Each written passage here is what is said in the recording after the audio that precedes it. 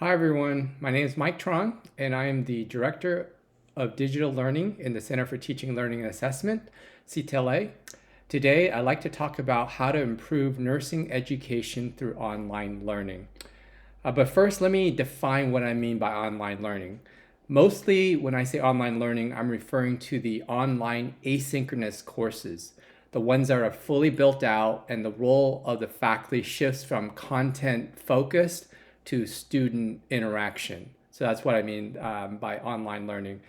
Also, when I use online learning as a term, I'm also referring to it being used in conjunction or complementary to what's happening in the classroom and in other in-person interaction. So that's what I mean by online learning. Here's an overview of my professional journey. I spent over a decade in the University of California system, UC Santa Cruz, San Diego, and Merced. And I started at APU about 8 years ago. And I since have served as a Fulbright specialist in Vietnam. Here are some of the higher education institutions and organizations I've consulted for. I especially enjoy working with Christian universities in Asia, as you can see in the first column of those schools there. This is my 18th year in higher education. I spent over a dozen years doing classroom teaching, and I've also done 9 years of online teaching, and then also 7 years in leading digital learning initiatives. Here are the topics I will be covering today. And as I talk, I know that our time is limited, so I can't really dive too much into the details, but I hope to come back for more detailed sessions later on. So let's start by talking about the iron triangle of higher education. So higher education institutions throughout the US has to reckon with the three interlocking challenges of access, cost, and quality. The fundamental question that all of us are asking in higher education is how do we educate more students with less resources and do a better job? All three are interdependent, and changing one aspect of it will inevitably impact the other two. So traditional strategies like increasing class size, adding regional sites, cutting services, employing fewer faculty, focusing on assessments have had some success, but not much to really make an impact or to move the needle. So among the various strategies that I've mentioned, really only one, online learning, has been proven to address all three factors of access, cost, and quality in an effective way. So let's talk about how online learning is the new normal.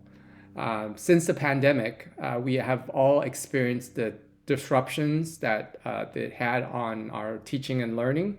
And very dramatically and quickly, many institutions shifted to emergency online teaching. And as a result of that, more and more schools are familiar now with what it means to do teaching via online. Here's a graph that shows you what online enrollment as compared to traditional enrollment, sort of face-to-face enrollment, have looked over the past decade. As you can see in the orange line, that that face-to-face enrollment or traditional enrollment have been declining, and then online enrollment have been increasing. I don't have an updated graph of showing how the positive impact of the pandemic has had on online learning, but I would venture to say that online learning has now reached parity or maybe has eclipsed traditional enrollment. So it's important to then talk about how online learning is not an either or situation, but rather it's a both and. Instead of thinking of online learning as completely replacing what we used to do, rather it's an equally robust alternative or complement to what we used to do. So online learning, when done well, can actually do the heavy lifting of content delivery, or what we call the didactic parts of our courses, freeing the faculty to focus on student learning and assessment. The pandemic in many ways has accelerated online learning, making it a prominent and a permanent feature of higher education. Once relegated to the innovators and the early adopters, online learning is now really embraced by the majority, even the laggards. Universities that were reluctant to pursue online learning have no doubt now that it is a necessity, and they not only need online learning for near-term or short-term survival, but also long-term sustainability. There was a 2020 national survey asking faculty and administrators how the emergency remote teaching that took place during the early part of this pandemic, how that experience might impact or affect their online graduate enrollment at their institution. 45% of them said that it will increase online enrollment by some, and then 35% said that it will strongly increase online enrollment. So in other words, 80% of those who were surveyed in that 2020 study believe that increased online enrollment is inevitable. It will be the new normal. So if you need further hard evidence of how this new normal is looking, all you have to do is look at the fastest and biggest growing schools in America. As you can see, here's a list of the top 10 biggest schools in the United States. You'll see that either they are purely online or they're predominantly online, meaning they have a very strong and big online presence. Even traditional campus-based schools like Southern New Hampshire University, Grand Canyon, and Liberty University have become online juggernauts. The online growth has in many ways directly impacted the nursing programs across the country.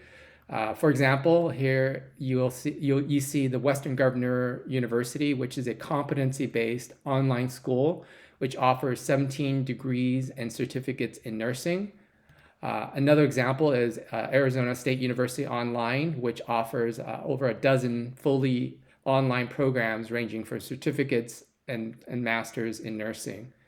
And then a final example is Liberty University, which is a Christian higher education institution. They offer BSNs, MSNs, DNPs, and PhD programs in online modality. Finally, I just want to provide a quick tuition comparison of APU's nursing program with online counterparts at other institutions. As I mentioned, online learning has the potential to cut costs, and many schools are doing this exact thing. As you can see the table, ASU and WGU nursing programs are more affordable now than APU. And I recognize that APU, as a faith-based school, private, nonprofit, and tuition-driven, our economics and our scale are very different than these other two schools that I'm comparing to. So I'm not saying that we have to be like them, but rather this is what's the market is, what's happening in the market. And as a student, a consumer, they will be also seeing the same information when they're making a decision. So the main takeaway really for me on the slide is that online learning can make our programs more cost effective to offer, and thus making it more attractive for our students. As online plays a more predominant role in higher education, many educators like yourselves are appropriately concerned about how it impacts teaching and learning. So a 2020 meta study by the Department of Education showed that students in fully online courses perform marginally better than face-to-face counterparts. In other words, students who took fully online courses actually did slightly better than those who took fully just face-to-face in-person courses. However, they also found that hybrid format, the ones that include both a blend of online and face-to-face, yielded the best results when compared to the purely face-to-face.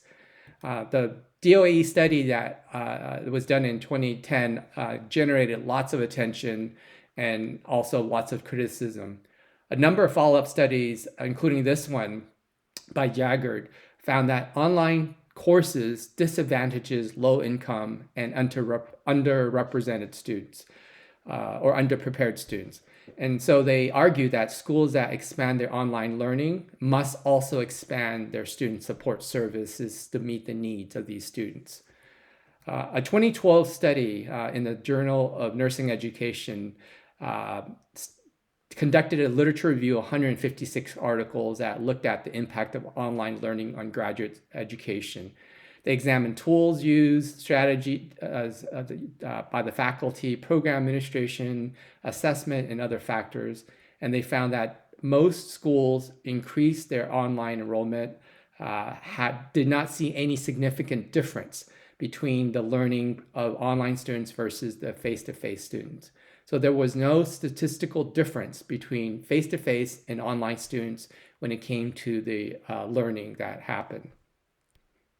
Since the 2010 Department of Ed study, there have been numerous follow-up studies to confirm their findings. For example, this 2017 national study found that majority, which is 80% of online students, said their experience was about the same or better than their classroom experience. Let me say that again. 2017 national study said that the majority of the online students said that their experience was about the same or better than their classroom experience. So if online learning is here to stay, how can the School of Nursing prepare to thrive in this new normal? So I will spend the remaining part of my presentation to focus on two aspects: developing quality online courses and teaching effective online. So to help us understand these two very different activities, let's think of developing online courses like building a car and teaching online courses as driving a car. So when you develop robust, rigorous, and reliable online courses, it is like building a car. It takes a team of experts, including engineers and mechanics, machinists, material scientists, all together to make a quality car. Some believe that anyone can create and build a quality online course. But will the finished product be of quality? Will the online course be reliable? Will faculty and students who will be enrolled in this course find its navigation easy, its outcomes aligned, and its learning activities and assessments robust? Knowing how to use an LMS does not make one an instructional designer. Similarly, knowing how to type does not make one a novelist. Quality online course development requires faculty, subject matter experts working closely with an expert instructional designer. Teaching a well-designed online course is like driving a well-built car. You don't have to worry about whether the wheels are going to fall off, the brakes will work, or the red engine light, what that means. So everything just works.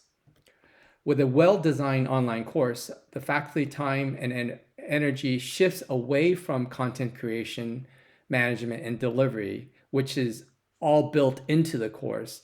And then the focus shifts more towards student interactions, support, and grading, which is, I want to say, the most meaningful part of teaching.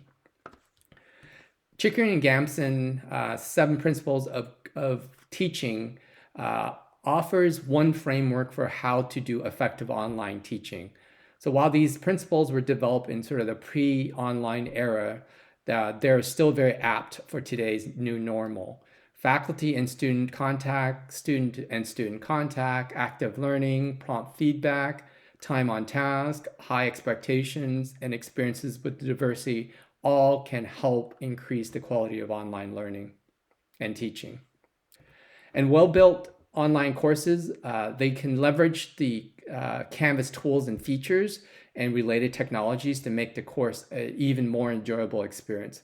For example, it utilizes the modules tool to guide the students week by week. The tool makes it possible to have everything, a place for everything and everything in its place. There's no guesswork. There's no finding Waldo. Students' energy and attention is primarily focused on the learning and the content, as opposed to trying to figure out what they need to do next or deciphering what's expected of them. And then another feature of a well-designed online course is having a robust discussion forum. When done well, the discussion forum enriches and enhances the learning experience of the students. Input can be not just text, but it can also be audio and or video. So there's a combination of ways that students can contribute to the discussion. Students learn from one another, and the role of the faculty is somewhat minimal. In my course, when I teach an online course, I use a 3-stage discussion schedule. The prompt is released on Sunday, and then students' initial post happens by end of Wednesday, and then peers respond to that initial post by end of Friday, and then the student then comes back to their initial post and then reads the students' responses and then does a final response by end of Sunday. And then as an instructor, I then come in on Monday morning, I read it, and then I grade the discussion. So very, very robust set of interactions. Here are some of the resources and references I drew from for today's presentation. If you have any questions about any of them, I'm happy to follow up with you. And thank you again. My name is Mike Truong, again, and I am the Director of Digital Learning in the Center for Teaching and Learning and Assessment. And my contact info is mtruong@apu.edu. So thank you so much for your time. It's been fun. Lots of love. Call me or technically just email me if you want. And so see you later.